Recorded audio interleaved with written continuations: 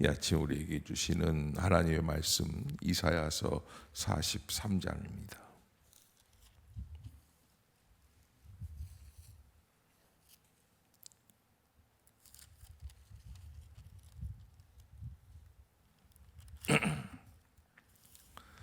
야곱아, 너를 창조하신 여호와께서 지금 말씀하시느니라. 이스라엘아, 너를 지으신 이가 말씀하시느니라. 너는 두려워하지 말라. 내가 너를 구속하였고 내가 너를 지명하여 불렀나니 너는 내 것이라.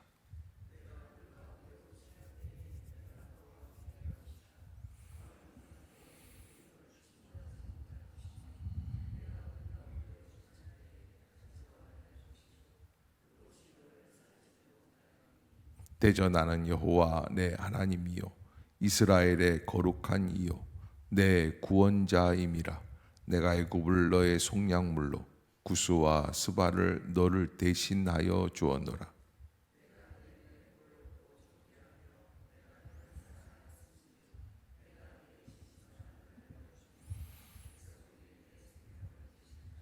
두려워하지 말라. 내가 너와 함께하여 내 자손을 동쪽에서부터 오게 하며 서쪽에서부터 너를 모을 것이며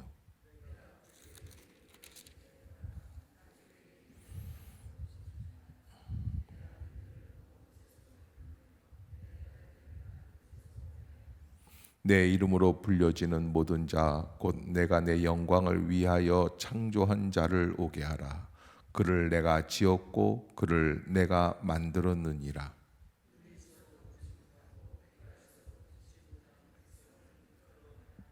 열방은 모였으며 민족들이 회집하였는데 그들 중에 누가 이 일을 알려주며 이전 일들을 우리에게 들려주겠느냐. 그들이 그들의 증인을 세워서 자기들의 옳음을 나타내고 듣는 자들이 옳다고 말하게 하여 보라.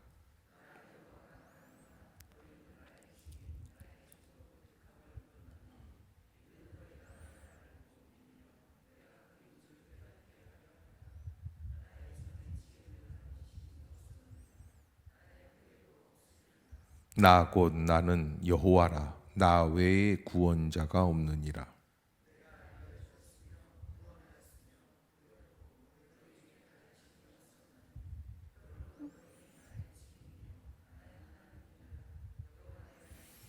과연 태초부터 그나 나는 그이니 내 손에 건질 자가 없도다. 내가 행하리니 누가 막으리요.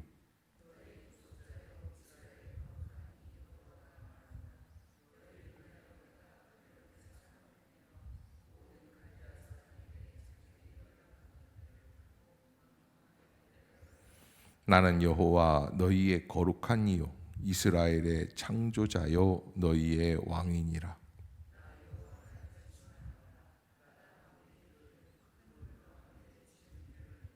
병거와 말과 군대의 용사를 이끌어내어 그들이 일시에 엎드러져 일어나지 못하고 소멸하기를 꺼져가는 등불 같게 하였느니라.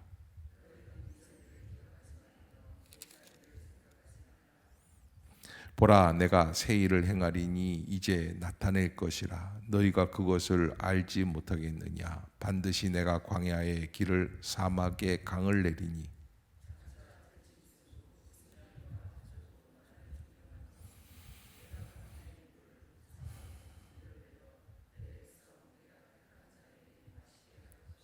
이 백성은 내가 나를 위하여 지었나니 나를 찬송하게 하려 함이니라.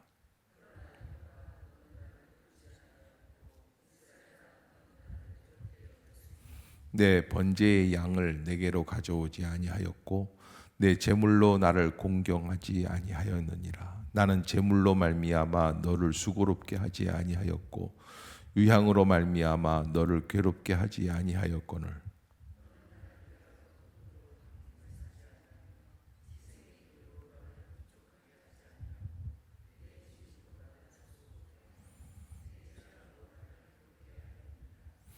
나 곧 나는 나를 위하여 내 허물을 도말하는 자니 내 죄를 기억하지 아니하리라.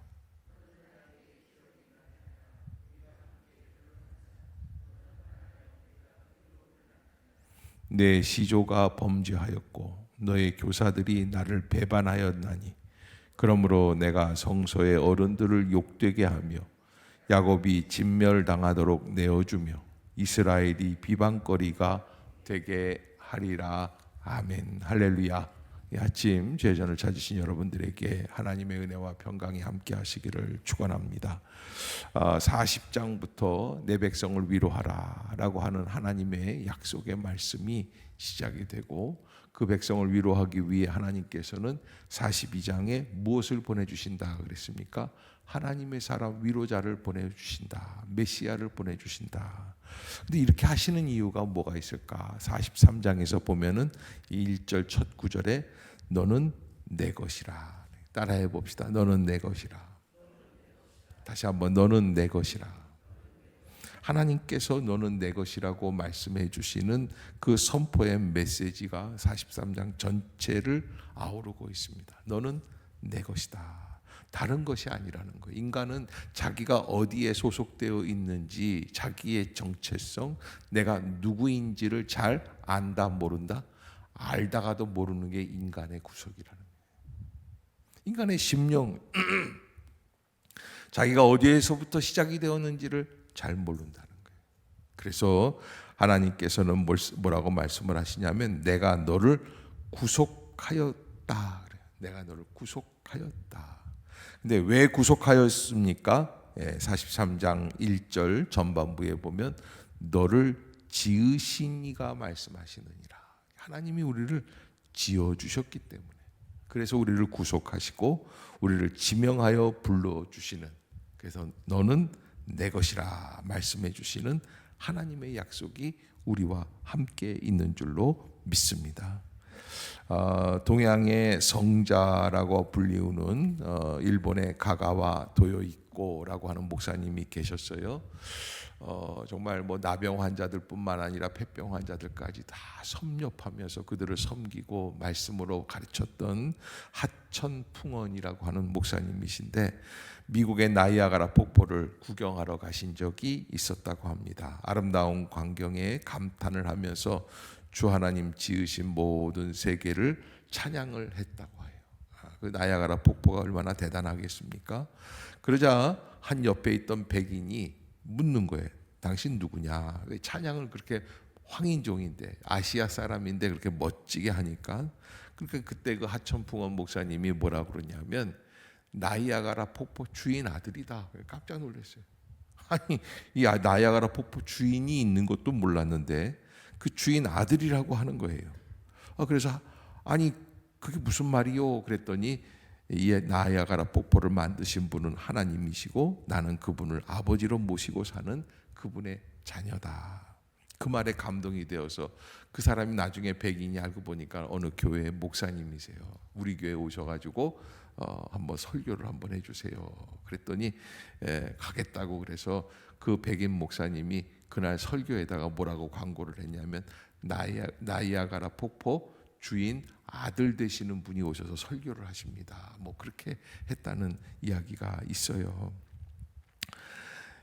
우리는 하나님의 자녀, 당연한 것이지만 우리가 하나님의 자녀라는 인식이 제대로 이루어지지 않은 부분들이 많이 있다. 그래서 하나님의 자녀답게 사는가? 하나님의 자녀인 소속감에 대해서 분명히 확신하고 있는가? 그런 것들을 우리가 오늘 본문을 보면서 다시 한번 확신해야지 되겠다. 왜? 하나님께서는 포로 생활에 지쳐있는 이스라엘 백성들에게 뭐라고 말씀을 하시냐면 너는 두려워하지 말라. 두려워하지 말라. 이사야 41장에서도 두려워 말라 내가 너와 함께함이니라 말씀하시는 것처럼 너는 두려워하지 말라. 내가 너를 구속하였고 내가 너를 지명하여 불렀나니 너는 내 것이라. 그런데요, 이게 지난번에도 말씀드렸지만은 환난이 고난이 없는 게 아니에요. 예수님이 타신 배도 풍랑이 온다 안 온다? 온다는 거예요. 그런데 물 가운데로 지날 때에 내가 너와 함께 할 것이라. 강을 건널 때에 물이 너를 침몰치 못할 것이며 네가 불 가운데로 지날 때에 타지도 아니할 것이요 불꽃이 너를 사르지도 못한다. 그러니까는 물과 불을 회피하는 인생관이 아니라 물과 불도 어떻게 하는 겁니까? 넉넉하게 통과하는 믿음이다. 아멘. 하나님 앞에서 믿음으로 나아가는 거예요. 그러면서 우리는 이 물과 불, 이 물이나 불이나 모든 것을 깨끗하게 하는 속성이 있죠. 물은 씻음으로, 불은 태움으로 정결하게 하는 거예요. 바로 그 우리를 하나님께서는 하나님의 자녀답게 정결하게 하시기 위해서 물을 통과하게 하고 불을 통과하게 할 때가 있다라는 것을 잊지 마셔야지 돼요. 하나님의 사람이기 때문에, 하나님의 소속된 심령이기 때문에 오히려 더 물과 불을 통과해야만 할 때도 있다. 그래서 여러분, 환난이 올 때 우리가 한 가지 잊지 말아야 될 것, 나는 누구의 자녀다? 하나님의 자녀다. 하나님의 소속된 자, 하나님께서 나를 불러주시는 사람, 난 하나님의 것입니다. 내가 하나님의 소유라는 것을 잊지 말아야지 되겠죠.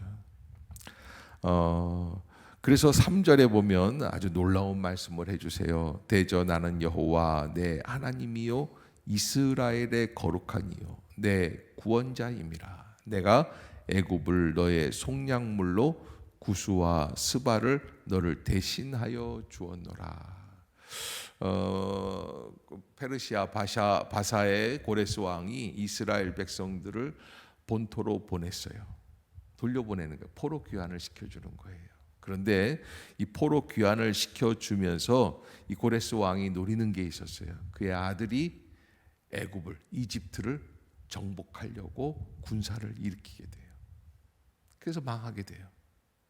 여러분, 하나님께서 보실 때에 이 사건은 사실은 이스라엘을 위한 사건이지만 역사학자들이 볼 때는 이건 말도 안 되는 얘기예요. 아니, 이게 말이 됩니까? 이스라엘은 그냥 요만큼 뭐 사탕만한 그런 나라라고 한다면 애굽은 어마어마하게 큰 나라예요. 그런데 그런 나라를 어떻게 사탕만도 못한 이스라엘과 바꿀 수 있겠는가? 그런데 하나님께서는 이스라엘이 나의 아들이기 때문에 그렇게 하셨다는 거예요. 여러분, 우리가 볼 때 이거는 뭐 그 3절의 말씀들은 믿거나 말거나죠. 그러나 여러분, 예를 들어서 하나님 보시기에 장동건이 멋있냐, 이덕만 목사가 멋있냐, 그러면 여러분들이 얼마나 웃으시겠어요? 하나도 안 웃으시네요. 그런데 하나님은 당연히 이 목사가 더 멋있다 그러시는 거예요. 그 이유가 뭐가 있어요? 하나님의 소유물이기 때문에 그렇다는 거예요. 함부로 못한다는 거예요. 영국 스코틀랜드 숲속에 더럽고 지저분한 강아지가 발견되었는데 몹시 굶주렸고 상처도 입었다고 그래요. 한 경찰관이 지나가다가 강아지 목에 이름표가 달린 걸 발견했는데 유심히 보니 밥스라고 하는, 강아지 이름이 밥스예요.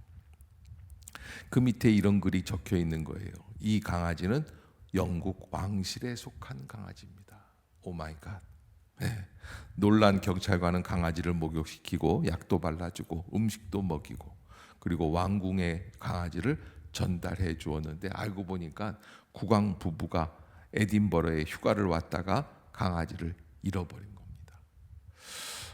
비록 더럽고 지저분해 보여도 누구의 개입니까?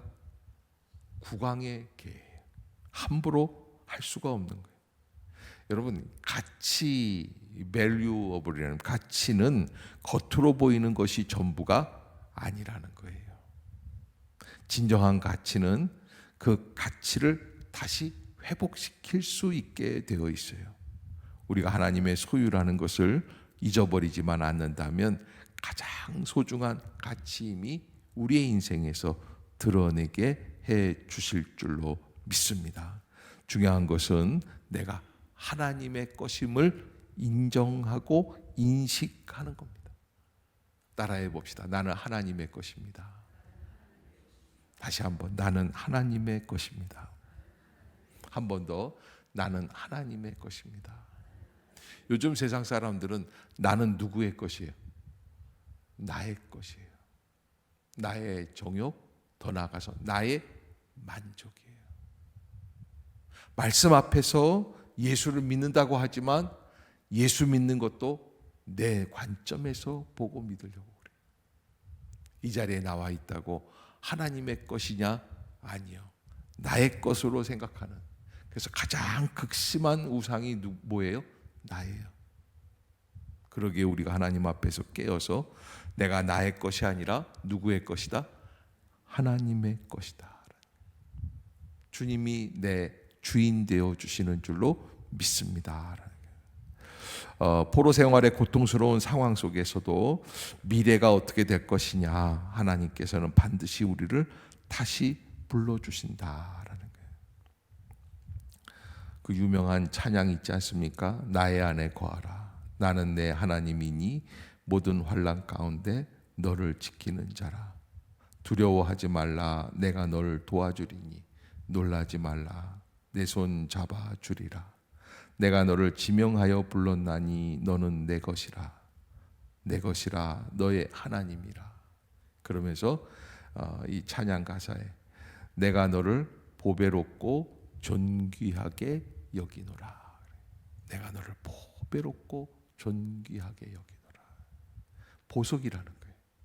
하나님께서 가장 중요한 그런 물질로 우리를 인도해 주시고 붙잡아 주신다. 그래서 하나님께서는 마침내 그 약속을 이루시기 위해서 자기의 아들이신 예수 그리스도를 우리를 대신해서 십자가에서 못 박히게 하셨다. 아멘. 예, 여러분 그것을 생각한다면 우리가 하나님 앞에서 걱정할 일들이 없죠. 저는 어린 시절에 읽었던 동화 중에서 엉클 톰스 캐빈이라고 하는 그런 책이 있어요. 톰 아저씨의 오두막이라고 하는 얘기인데 거기 보면은 톰 소여의 모험, 뭐 엉클 톰스 캐빈, 그 다음에 허클베리 필의 모험이라든지 이런 그 같이 나오는 것 중에 뭐가 있냐면 흑인 노예가 하루는 톰이 이렇게 보니까 흑인 노예가 비를 맞고 있는 거예요. 지나가는데. 그래서 뛰어가다가 말고 와가지고 어이 톰, 너 왜 비를 맞고 있어? 그러니까 톰이 가만히 있다가 이러는 거예요. 나 흑인 노예야. 이 몸은 내게 아니야. 내가 비 맞는 거야? 우리 주인께 비를 맞는 거지. 주인한테 복수하고 감기 걸리려고 거기서 비 맞고 앉아 있는 거예요.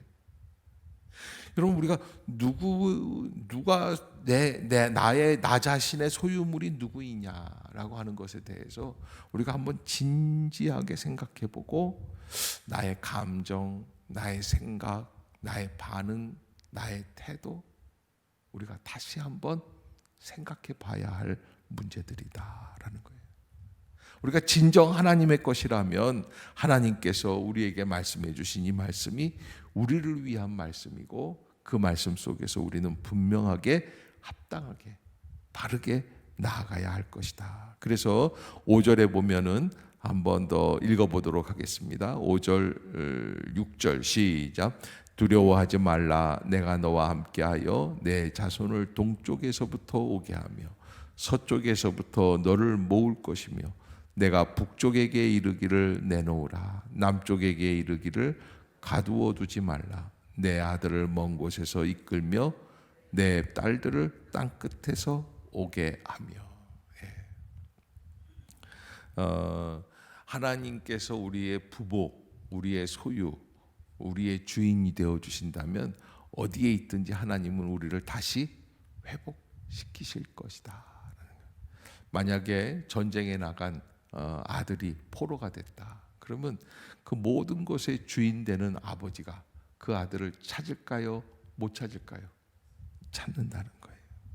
그 의식을 잊지 말라는 거예요. 두려워하지 말라는 거예요. 그래서 이스라엘 백성이 바벨론의 포로로 잡혀가서 70년가량 가까이, 여러분 70년이면 두 세대가 지나는 거예요. 35년 어마어마한 시간들이에요. 뭐 70년이 두 세대만 지나지만 좀 빨리 지나가면 세 세대, 네 세대까지 흘러갈 수 있어요. 그러니까 할아버지의 아버지, 아들의 아들까지 그 땅에 같이 있는 거예요. 그 얼마나 참혹하겠어요. 우리가 돌아가야 하는데 여기에서 바벨론 백성이 된다고 하니까 약속 있는 백성들은 너무 소름이 끼치는 거예요. 우리는 하나님께 찬양하고 하나님을 예배해야지 되는데 우리가 언제까지 여기에 있겠습니까? 벌써 이스라엘 백성들 가운데는 수만 명이 잡혀왔으니까요. 그 가운데 바벨론화 되어서 바벨론의 사람으로 살아가는 사람들도 많이 있었어요. 그때 하나님께서 이사야 선지자를 통해서 주신 말씀이 뭡니까? 두려워하지 말라. 내가 너와 함께하여 내 자손을 동쪽에서부터 오게 하며 서쪽에서부터 너를 모을 것이다. 그래서 마침내 우리가 생각할 수 없는 회복의 역사가 하나님의 방법으로 하나님의 시간에 하나님의 때 여러분 어떤 방법으로 할지 너무 궁금해하지 마세요. 하나님은 하나님의 방법으로 일순간에 하나님이 역사해 주시는 줄로 믿습니다. 하나님께서 우리를 그렇게 불러주시는 것 이유가 뭐예요? 7절 시작. 내 이름으로 불려지는 모든 자 곧 내가 내 영광을 위하여 창조한 자를 오게 하라. 내가 그를 지었고 그를 내가 만들었느니라. 아멘.